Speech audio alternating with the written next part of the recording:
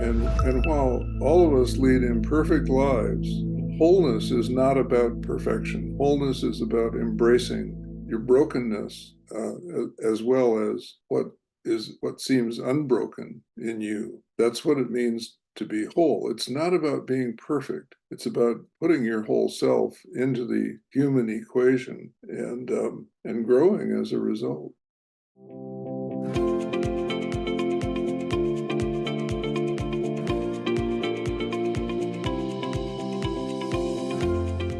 Okay, Parker, welcome to the show.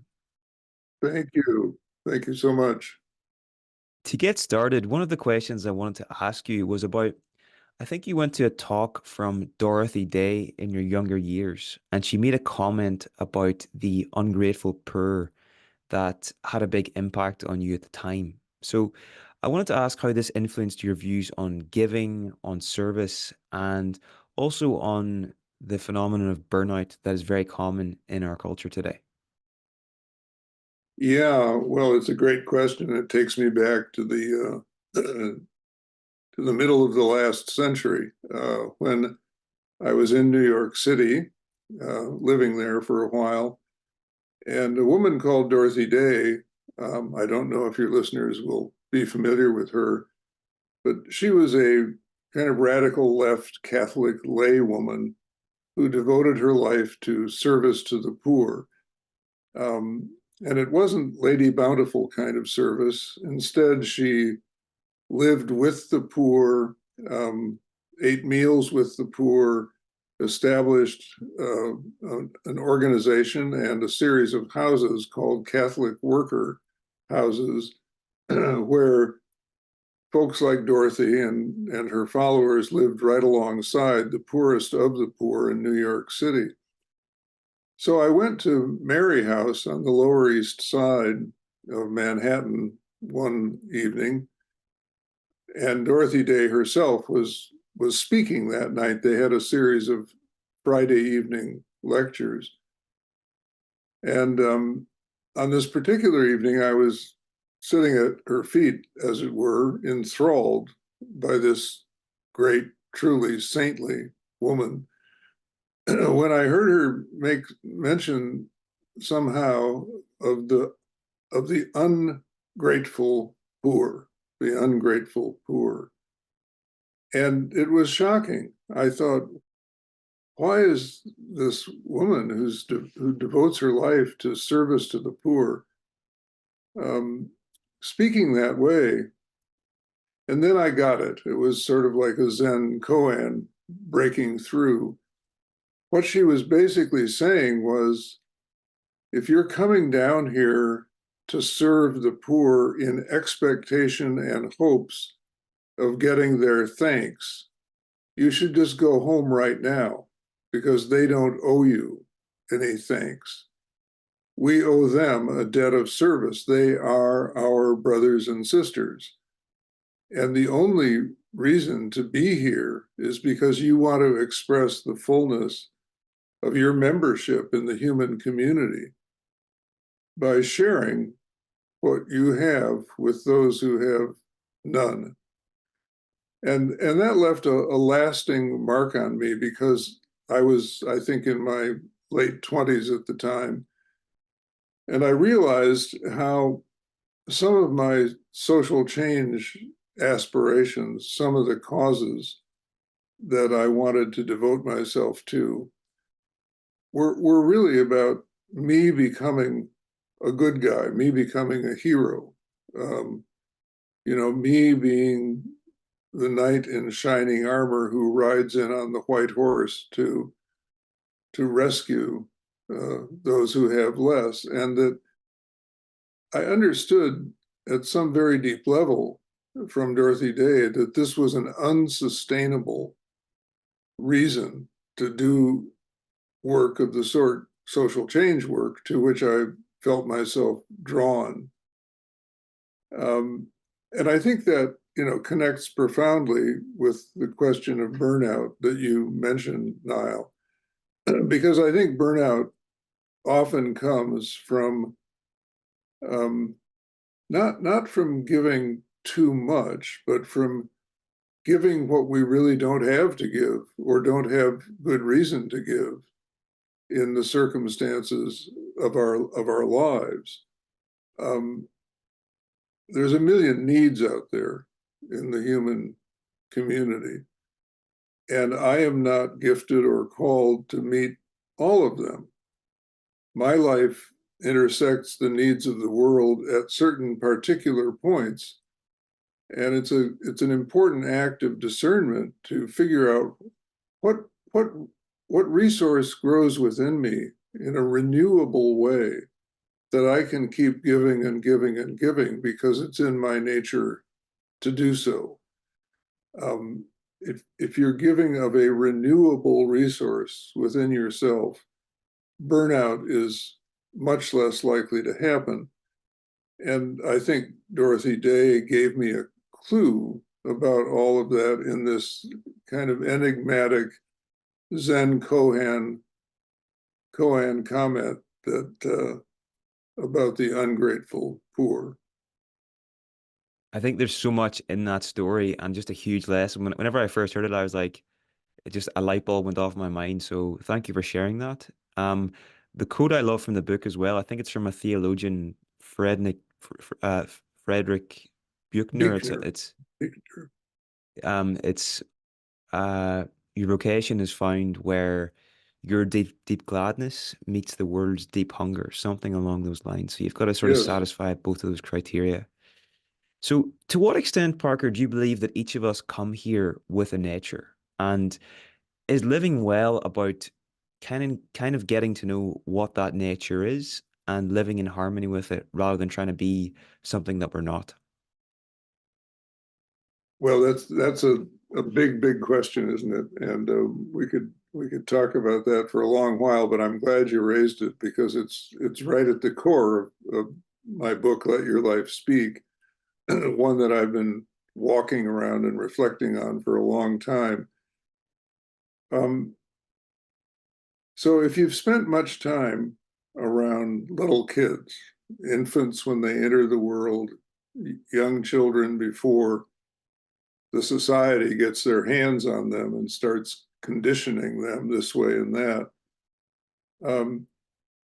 I at least have always seen, observed, and understood that a child doesn't come into this world as a blob of malleable plastic to be shaped any way the world wants to shape it. In fact, I think it's a very pernicious view of human beings that we are somehow malleable material that can be shaped into whatever the economy or the political system or the social arrangements of our lives need us to be. So a child, I think, comes into the world as this kind of person rather than that or that or that.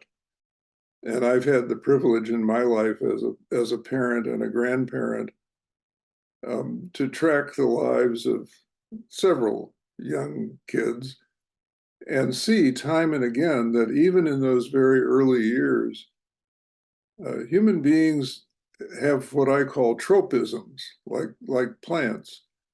They're attracted towards some things as a plant is attracted to the sun, but they shut down under other circumstances or turn away because that doesn't work for them. And I think it's a deeply driven instinct. One of my favorite things to recommend to young parents or to grandparents is start keeping a record of who this newborn person or recently born person has been from the moment they first showed up on Earth. Try to track the natural gifts that they're expressing in one way or another. Are they drawn toward music? Are they turned off by music or just indifferent to music? Are they drawn toward play or do they like lots of solitary time, just staring out the window or building with blocks? mean, these are all clues, I think, to the nature that we arrive here with. And it's very important to notice, and any engineer would agree with this, that if we have a nature, we also have limits as well as potentials. Um, when an engineer goes to build a bridge, they inquire into the nature of the material with which they're building to make sure that it can that becoming a bridge is not going to stress it at its most vulnerable points. And so in the case of a human being, that means that at least the myth in my country, in America, the myth that anybody can be anything they want is simply not true. I just don't have the gifts to do a lot of things I might want to do. On the other hand, I have potentials that I don't want to run away from, but would like to be able to live into or experiment with over the course of the years. So what happens to our original nature as time goes by is that it gets impacted by all of the external conditions that we're all familiar with. Family expectations, norms and standards that get imposed on us when we go to school, the pressures of adult life, whether that comes from trying to maintain relationships with people who are important to us, or serving in a job, performing a work that has norms around it. All of these norms and expectations trying to make us into what the world or other people want us to be. And these things do in fact impact our lives. It's not that this nature that I come into the world with stands invulnerable against all those pressures. But if I'm aware of what's happening to me, and I think talking about it helps people become aware. If I'm aware of what's happening to me, I can start being more choiceful. I can make better choices about how I deal with some of these external pressures. How far am I willing to go, for example, in stressing the limits of my nature, in order to make sure that I can keep earning a salary at this particular job? Ultimately, the question that's been considered in great drama down through the ages is, am I willing to go so far as to sell my soul to the devil in order to be successful or powerful or rich? Dramatists and novelists have worked with that question for a very long time. But for most of us, it falls a little short of dealing with the devil. We're rather kind of dealing with ourselves and asking ourselves questions like, why do I'm 35, I'm 40 years old.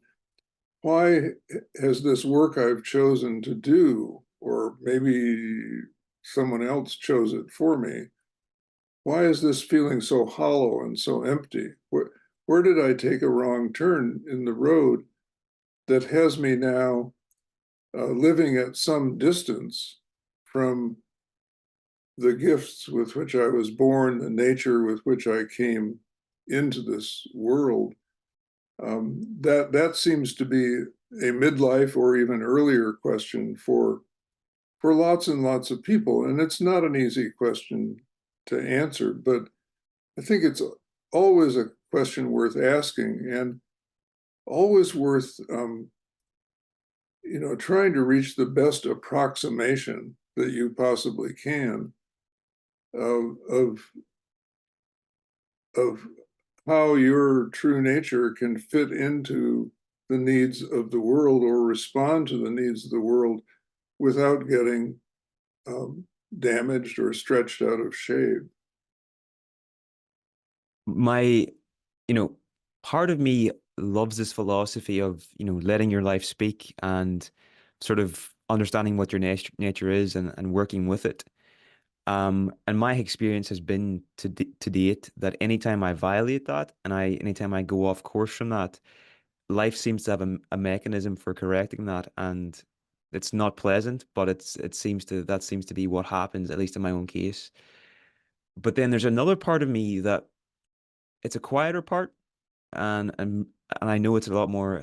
It's maybe more of an immature part, but it would then sort of worry that if I just stay within this my nature, and it's afraid that I will get complacent, I'll stay in my comfort zone, and I won't get out of my comfort zone and stretch myself beyond my current capabilities. So, how would you respond to that fear?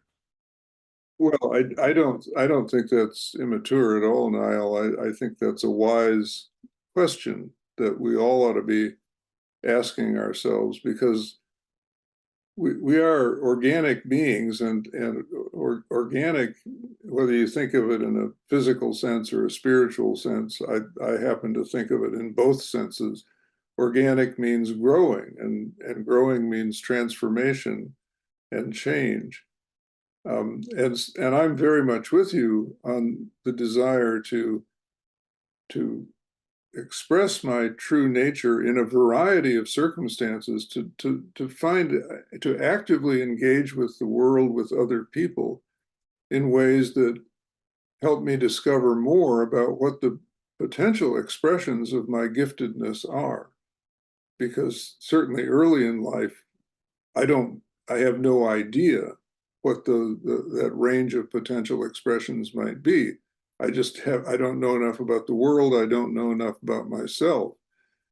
But as time goes on, we have an opportunity to test ourselves. And I think sometimes, I, I think I make a parallel in my mind sometimes between the way our birthright nature interacts with the world around us, and the way geneticists have discovered that the genetic material interacts with various situations. There was a time when geneticists thought that genetic material was stable throughout our lives, and that it never altered. It was just the kind of the fundamental given. But now they've discovered that genetic material expresses itself differently under different conditions. And I think it's exactly that way with what I call selfhood, which is maybe the spiritual equivalent of genetic material, that those birthright gifts that we come with. So for me, a master metaphor that I think speaks to the question you're raising, Niall, is the title that Gandhi gave to his autobiography. He called his life story My Experiments with Truth. My Experiments with Truth. And I really love that, those words. I love that image. And the first time I read it, before I even got into his life story itself, I realized, oh, that's what I've been doing for the last 35 years. I've been experimenting with my own truth, with how it is that my selfhood might manifest itself differently under different circumstances, still reaching for my potentials, honoring my limitations, but always testing whether I've got that right, because it's not easy to discern with a high degree of confidence what your potentials or your limitations may be. But if you adopt an experimental model, I will try this and I will see where it takes me, and I will count that as learning on the road of life about where it is I might go next, what it is I might do next. And as you said earlier, sometimes that experiment will take you into a very dark place. As you know, I've written about my own descent into depression, adult depression, several times, very serious depression. And I'm quite certain that had to do with feeling lost and abandoned as I tried things that weren't working out. But because I've held this experimental model of life and have tried to track what I've been learning from it over the years, I think eventually I got enough information about myself and the world to come closer more often to finding those sweet spots, where, as Fred Buechner says, um, um, my deep gladness meets the world's deep need.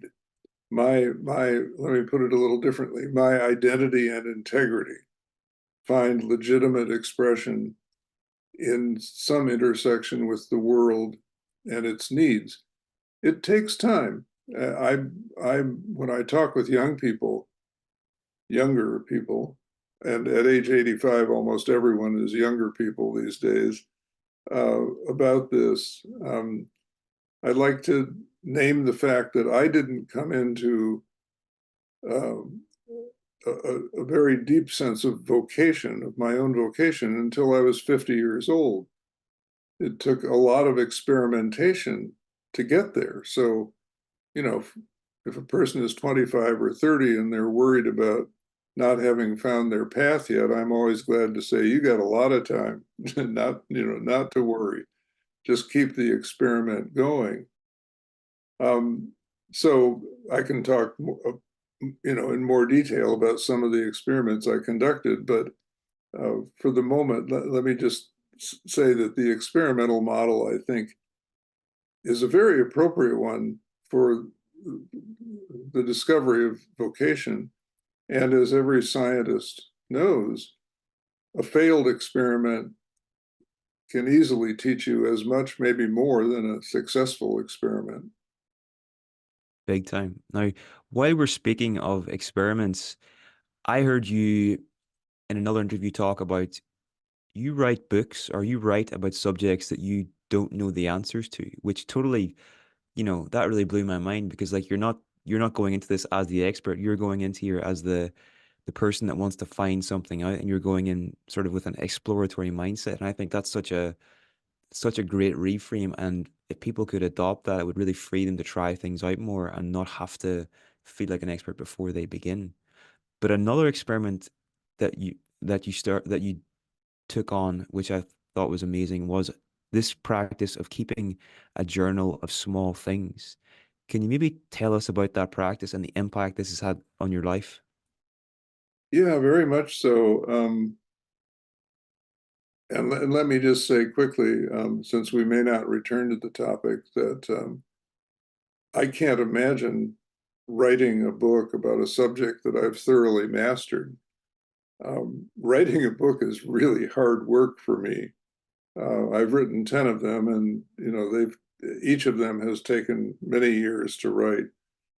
And to put in all that hard work around a subject that I already understand, that I've already figured out, I can't imagine it.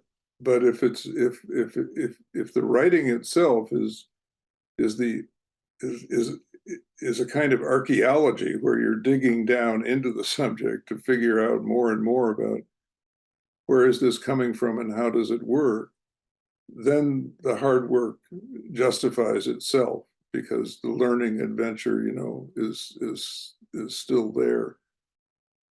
So would you reframe the question that you ended with there? It was just around your practice of keeping a journal of small things and the impact this has had on your life. Right. Thank you. Um, so this loops me back to my experiences with clinical depression, which were primarily in my 40s, at a time of life when I was, still very uncertain about how the experiment was working and struggling with a lot of different dimensions of it. And so, in the middle of my first deep depression, which went on for months and months, during which I was really incapacitated, could barely get out of bed, couldn't really stand to be with other people. As I came to say about it eventually, the world was full of knives, or so it felt, and I couldn't even walk out my front door for fear I might run into a neighbor and have to have a conversation. And I was just too deep under the waves, to be able to do that. I could barely breathe. And so I got into therapy for the first time in my life. I was raised in a white, male, upper middle class culture where you you know you just don't go into therapy. If you do, that means you've failed in life. But fortunately, I I ended up in a circumstance where I didn't have a choice, and I'm very glad that I broke through that taboo, because I learned that the right therapist can be really, really helpful. So I was talking with this therapist on at one of our meetings about my sense of stuckness, how this was never going to change, and the despair that that brought, and even even the suicidal ideation that it carried with it. If, because if you're stuck, and where you're stuck is a deeply dark and miserable place, why would one want to carry on? And he said, after listening to me for a long time and asking me some good questions, he says, I want to suggest that you keep a journal, um, and see what it might teach you. And I interrupted quickly, but I think before he was able to finish his sentence. And I said, well, look, man, you know that I'm a writer. It's how I've made my living. And I can't write right now. I don't have the concentration or really the morale in me to write anymore. And he said, well, let me say a bit more about what I have in mind. I don't mean a journal where you fill pages with the experience you're now having. I mean a journal of small accomplishments. And I said, well, I'm not accomplishing anything. And he said, well, I'm challenging you to find out if maybe you really are, but you don't recognize it yet. And I said, okay, what are we talking about? And he said, well, you told me that you were finally able to get out of bed at 11 o'clock this morning. And tomorrow morning, start a journal page where you put on today's date and you say, got out of bed at 11 a.m. You also told me that while you can't walk out your door for fear of running into a neighbor, you're able to ride your bike, speeding through your neighborhood so that no conversations are possible. And you said that this morning you were able to do that for 10 minutes.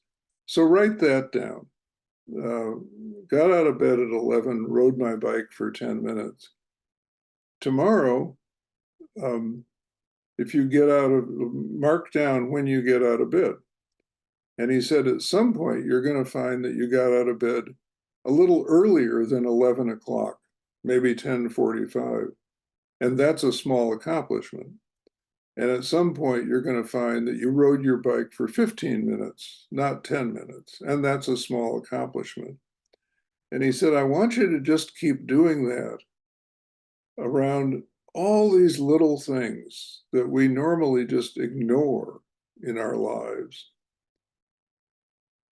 Like, how many meals did you eat today? What kind of food did you eat? How did you pass the time? Just brief notes. And he said, I think what you are going to see is what happens with most depressions, which is that there is a slow upward sawtooth pattern to them. it goes up and down day by day. But what you don't notice if you don't keep a journal of small achievements is that the saw blade is generally trending up. You are returning to health. He said many depressions will in fact resolve themselves after a number of months if people can hang in with them, um, and just do the suffering, and as you're trying to do, understand where it's coming from and how to be alert to the signs the next time around and maybe make some mid-course corrections. So in any event, I started keeping that journal of small accomplishments, and it has had a tremendous impact on my life now, because until that point, I was a guy for whom accomplishment meant the next big thing, right?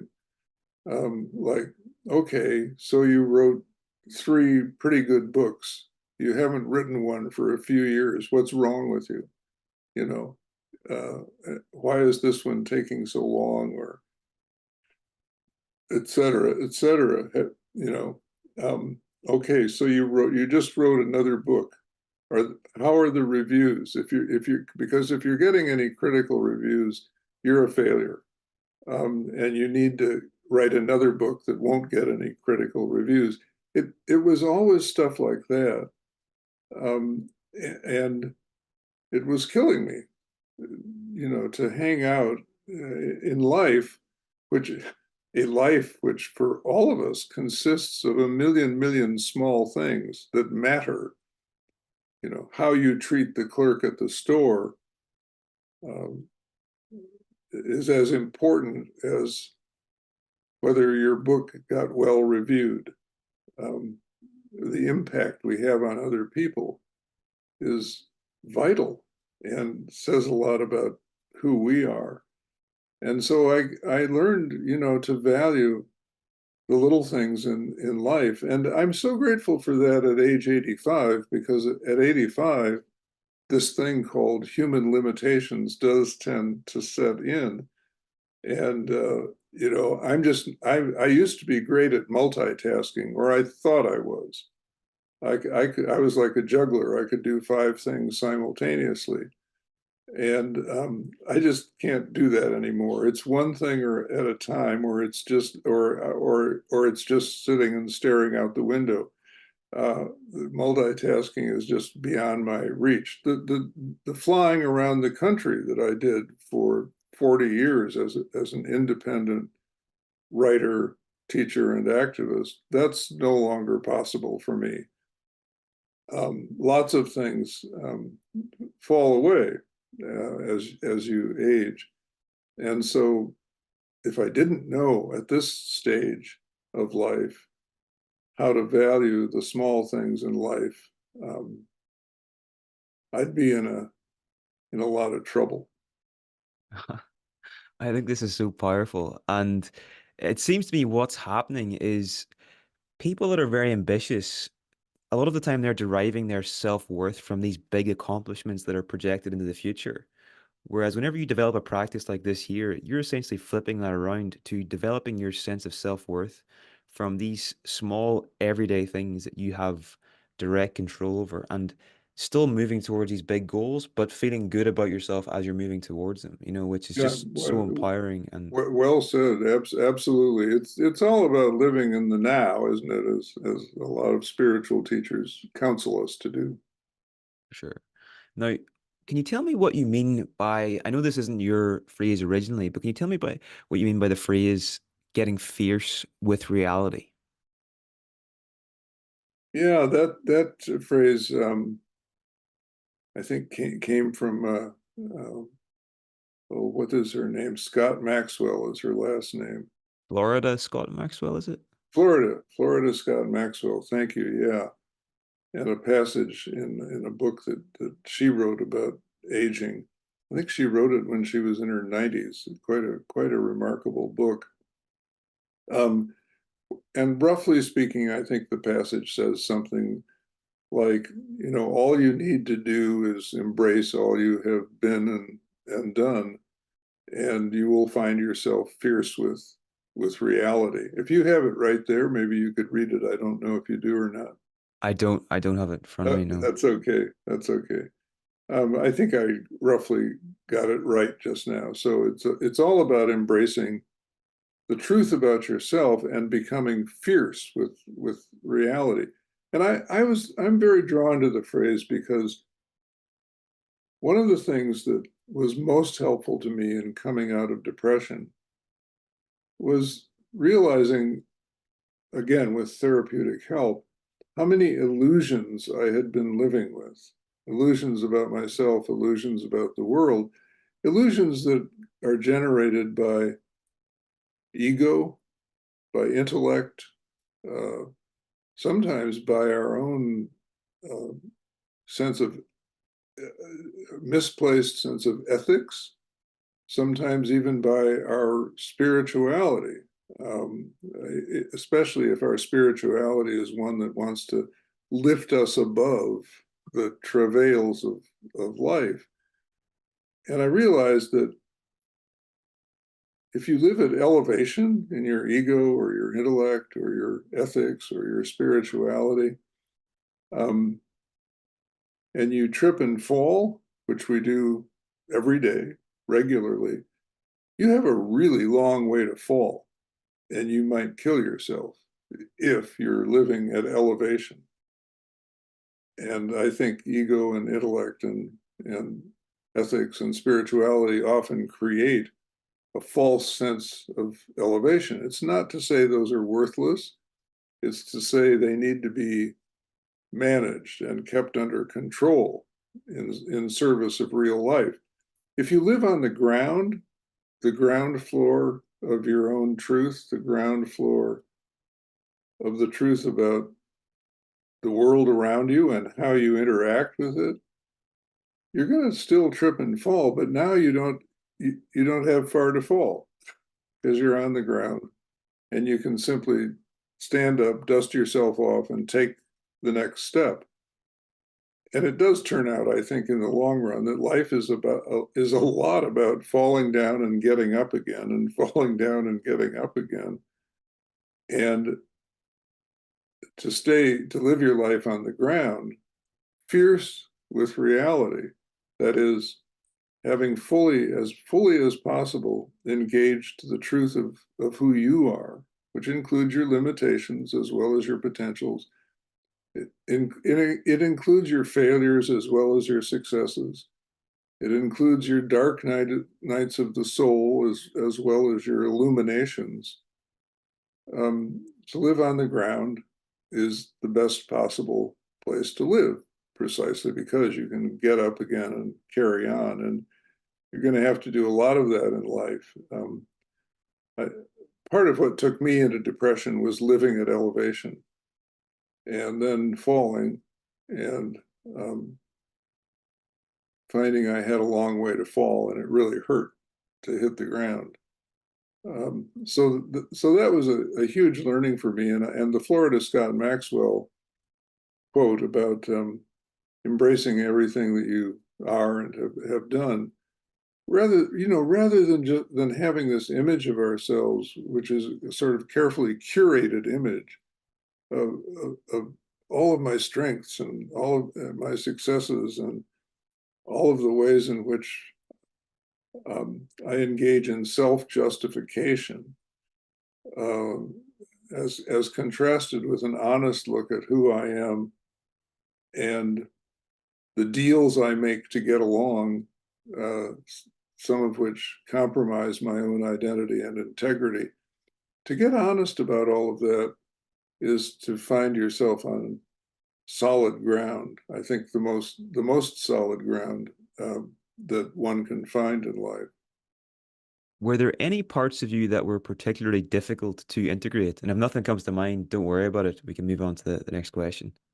Oh yeah, a lot. There were lots. I mean, the depression was such a profound experience for me because given the work I had done up to that point, the books I had written, the talks I'd given, I established a nonprofit called the Center for Courage and Renewal, which is still up and running 25 years later.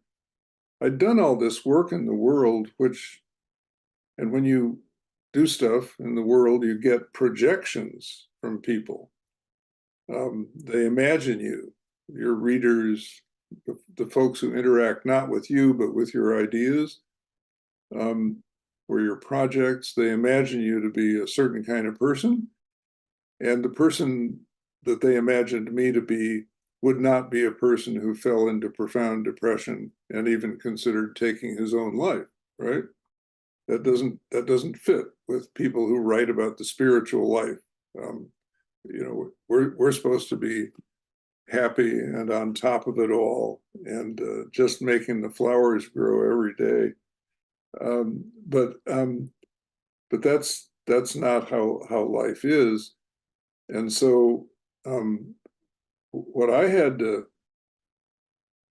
come to be able to do, and it took me time to do this, is to be able to stand up in front of people, either as an author or a speaker or a retreat leader, and without breathing up all the oxygen in the room, just be able to deliver a quiet message. I am all of the above. I am the guy who wrote the book that you love, and I am the guy who spent hours with his bedroom door shut, the shades pulled down, not able to get out of bed until 11 a.m., considering taking his own life day in and day out for a period of months. I am all of that and everything in between. And I got to the point where that was not difficult to do because I had integrated all of it within myself, and I had come to understand how all of it has a place, all of it has a role to play in the way I live my life and in the way I do my work. And truth be told,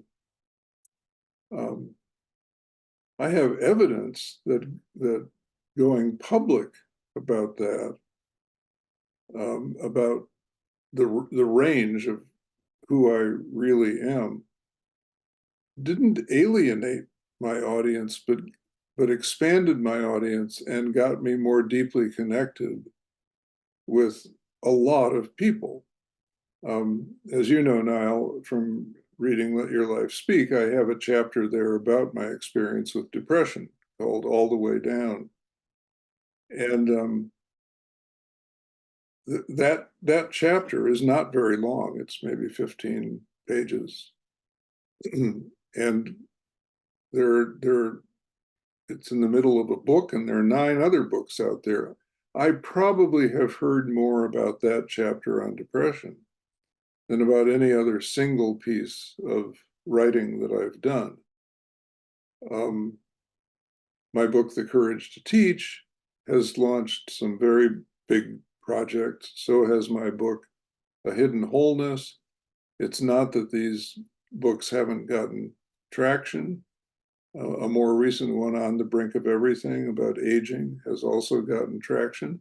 But that little piece about depression in Let Your Life Speak has brought in more email, more phone calls, led to more conversations of a really rich, engaging human sort than any other. So, Leonard Cohen is famous for a line in one of his songs about there's a crack in everything, and that's how the light gets in.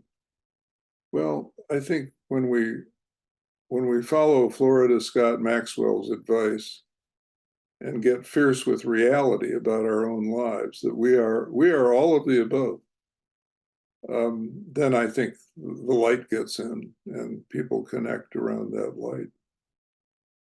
It's on my to-do list to buy your book for someone, and the reason I'm buying it for them is specifically for that chapter, because they've just been through a really dark depression later in life, and that's the reason I'm buying it from. So there's so much power in actually just being open about these things, you know. And just to comment as well, it seems that trying to live and maintain a projection that doesn't actually reflect your internal world, it must be absolutely exhausting. And it seems like the process of getting fierce with reality and getting on the ground with things is like it's messy and it's difficult, but that's the only way to sort of let go of the mask, you know, and that must be very freeing once you've done it. I I totally agree. That's my experience. Thomas Merton once wrote a line that he's one of my literary heroes. Thomas Merton is spiritual heroes. He wrote a line. He said, "Most people live lives of self-impersonation," which which I think is just brilliant. You know, we have this notion of who we want to be, and we self-impersonate, and it is exhausting. It's like wearing, you know, it's like getting up every day and having to put on a mask and a costume and memorize our lines to be who we think we ought or want to be. And it is greatly relieving to just be in the world as yourself. And there's one other piece that I'll add on that, um, again, that has to do with me being 85. So at 85, you think about your mortality a lot more than you do at 75, 65, 35. Um, and I can't, at my age, I can't imagine a sadder way to die than taking as I than thinking as I took my last breath, I never showed up in this world as myself. I never showed up with my true gifts. I never showed up with my true limitations. I never squared with myself or others who I really am. What in heaven's name was I doing for the last 80 plus years? That would be a very, very sad way, I think, to check out. And while all of us lead imperfect lives, um, you know, wholeness is not about perfection. Wholeness is about embracing your brokenness, as well as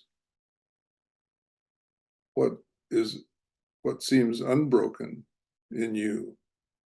That's what it means to be whole. It's not about being perfect. It's about putting your whole self into the human equation and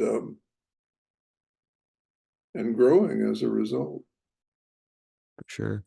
In a conversation with our mutual friend Eric Zimmer on the One You Feed podcast, I heard you mention something. I also, while we're talking about wholeness and sharing and vulnerability, you mentioned a quote from Carl Jung, which I thought is also important to bring up here. I want to get your comments on it. It was just that the soul, the soul needs its secrets as well. And can you maybe just give us a comment on that there and what your thoughts are in that regard?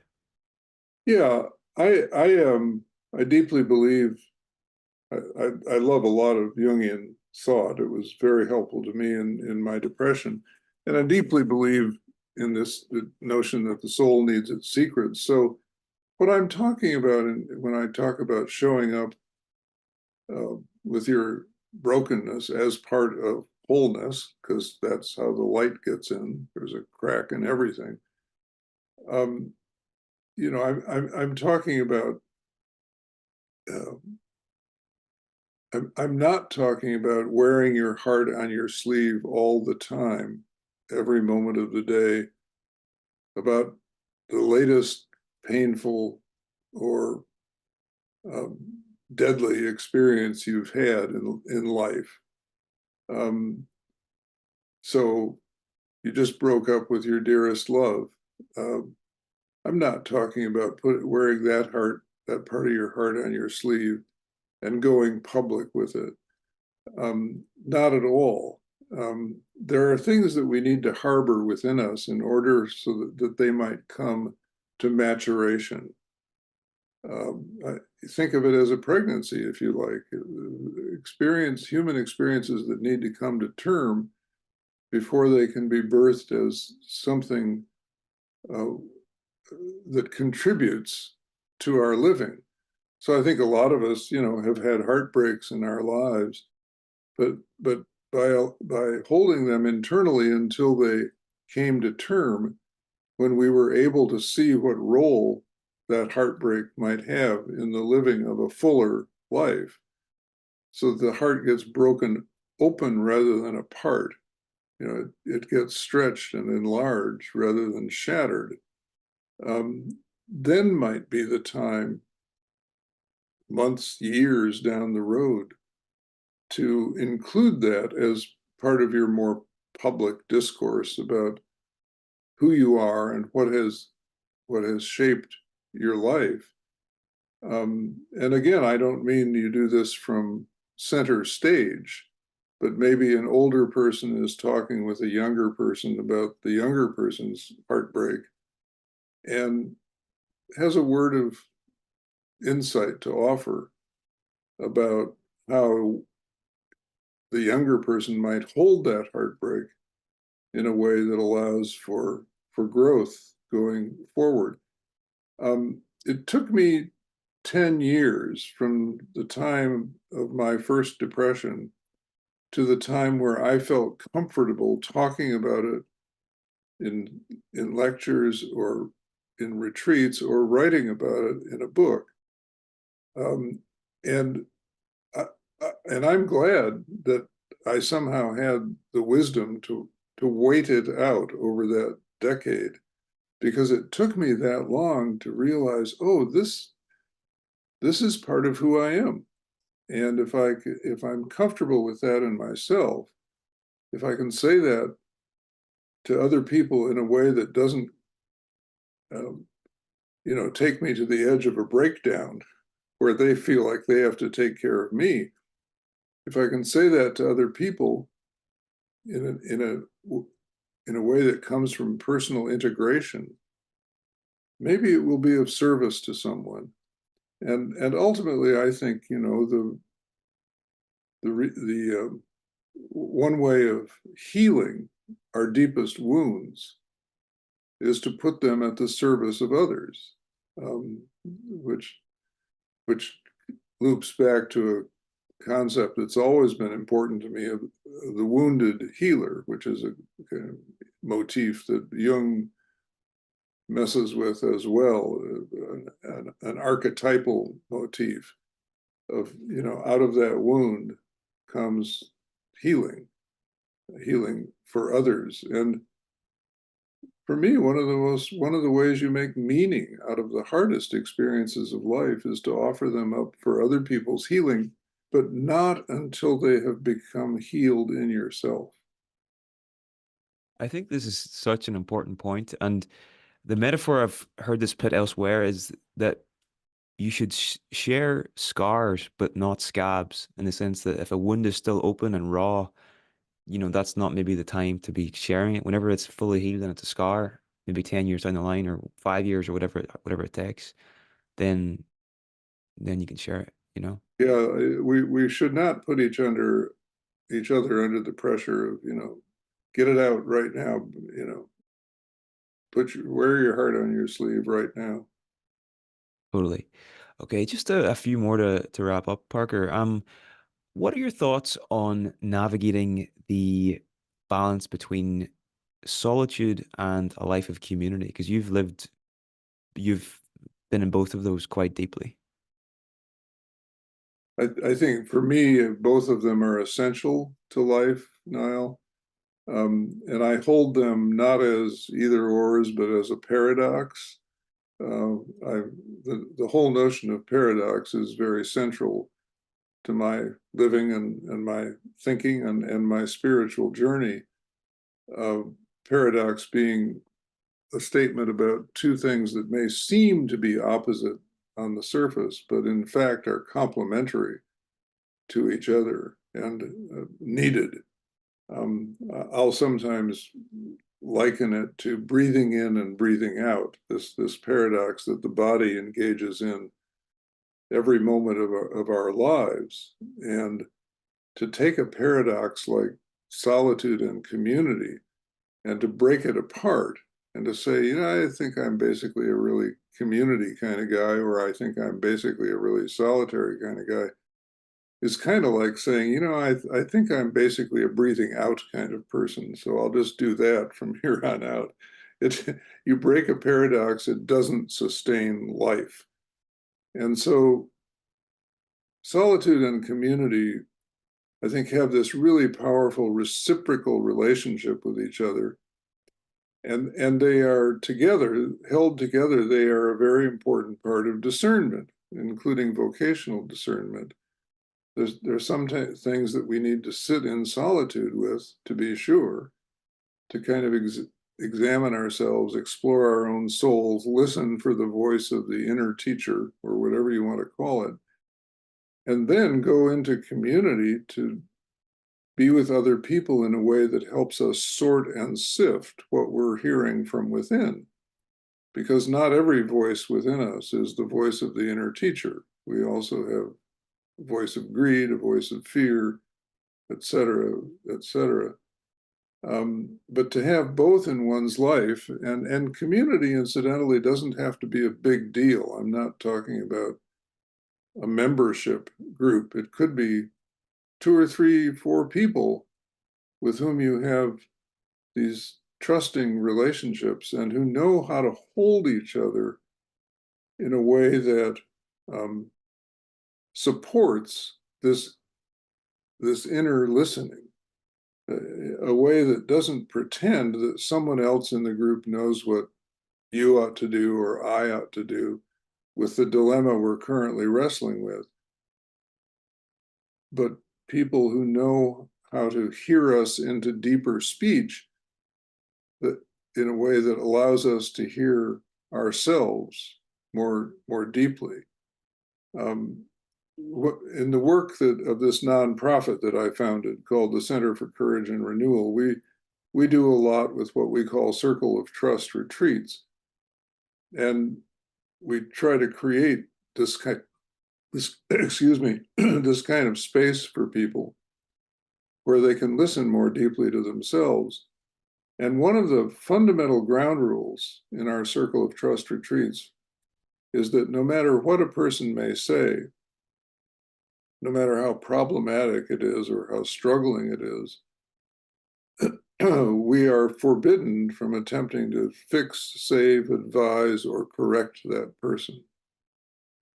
We are forbidden from attempting to fix, save, advise, or correct that person.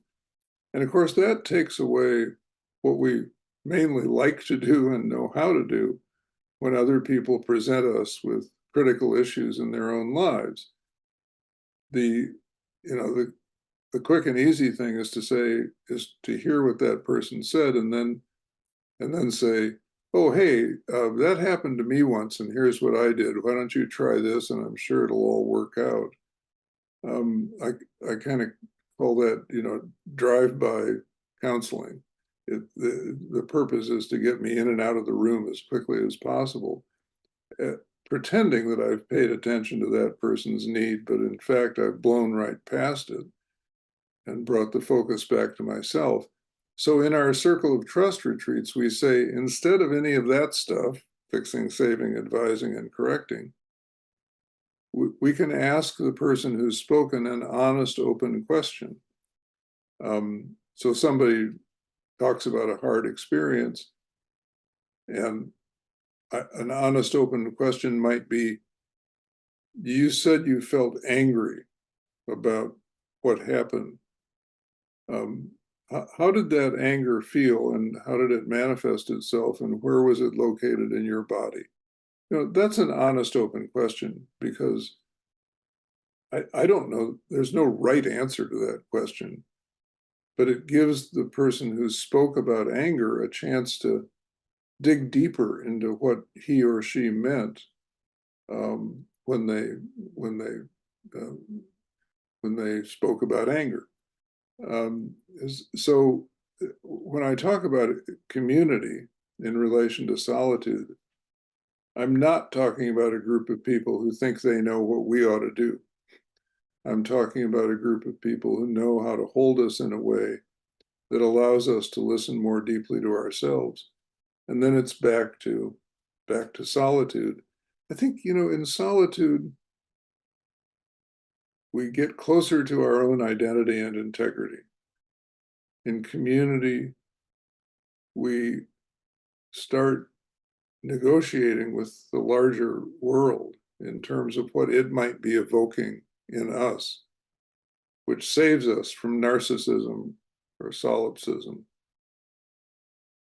But being in solitude saves us from being so dependent on others that we're not living our own life.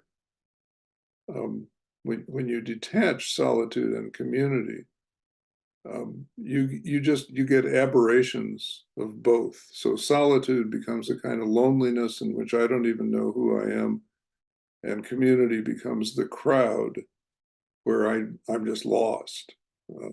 I don't have any sense of identity or meaning or relationship. Yeah, I think it's a it's a cycle that's can be very tricky to navigate, but I think artfully navigating it leads to a very rich and fulfilling life, you know. So I wouldn't ask this question. I've never asked this question of a guest before, but I think you're the right person to ask. Um, Given where you are currently at in life and the life that you've lived, where do you sit with the question of, what is the purpose do you feel of human existence? Like why are we here? What are we doing? What are we doing on this planet? That's a marvelous question. And of course, I'm it'll, asking it sincerely. I really am. yeah, I know that you are. I can feel the intent of the question. Um,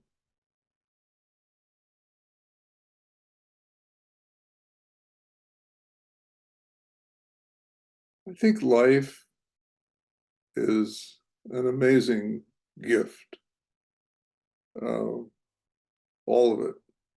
Uh, Not only the glories and the delights, the falling in love and the devotions that we develop and the giving of ourselves to this or to that, but also the struggling times, the dark times. Um,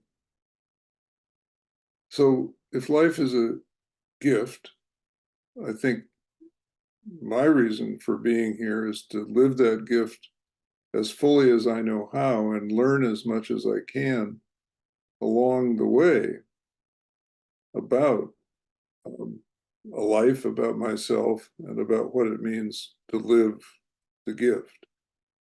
Um, a gift is such an interesting thing. I didn't ask for it. I didn't expect it. I didn't sign up for it. I just got it. And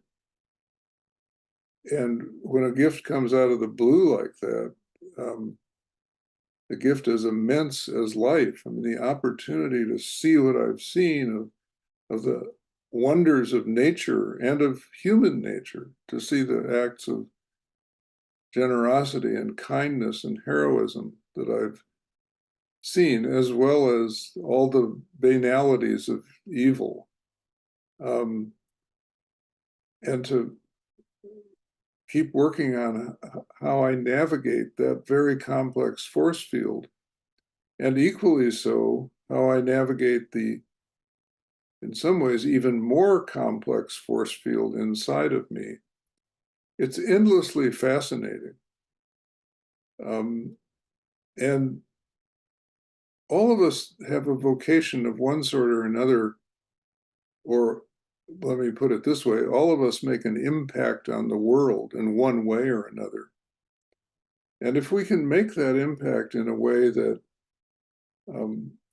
shares the fruits of whatever it is we're learning about the world and ourselves, then I think that's another layer of why we're here, to share the fruits, either as a wounded healer or as someone with a kind of experiential wisdom that comes from someplace other than woundedness. So it's not just writers and speakers and teachers who can do that. Friends can do it for one another. partners can do it in a loving relationship. Parents and grandparents can do it for children. Every profession can do it for the folks with whom they work. People in every profession can do it for the folks with whom they work. And so what it takes me to, Niall, in an inadequate answer to this big and important question is, if life is a gift, as it seems clear to me that it is, the call is to just keep passing the gift along. Okay. Okay. Well, that's a great note to end on, Parker. I want to say thank you so much for your time. If I When I hear the name Parker Palmer, if I had to condense it down to one word, it would just be wisdom. So I want to say thank you for sharing some of that with us today. And where can people find you online, or where would you recommend people to go after this conversation? Maybe if you were to recommend a book they could start with, what would that be? Yeah, well, I think you could start with Let Your Life Speak, which is available with all the in all the normal places where books are purchased. If there are teachers out there, The Courage to Teach might be of interest. For the elders out there, On the Brink of Everything might be of interest. But I don't know. I guess Let Your Life Speak would be a good starting place for most people. As far as finding me online, you can Google the Center for Courage and Renewal and find the work of that nonprofit that I established 25 years ago, as well as a section about me and my work on their site. And I have a Facebook author page where I post pretty regularly that has a lovely crowd following it that I interact with a lot of pleasure. So they might want to check that out as well. And you're going to let me know when this airs, and I'll be glad to promote your work and this program or this podcast as well. I'd really appreciate that. Okay, well, thank you, Parker. Have a great weekend, and we'll talk soon. You too, Niall. Thank you.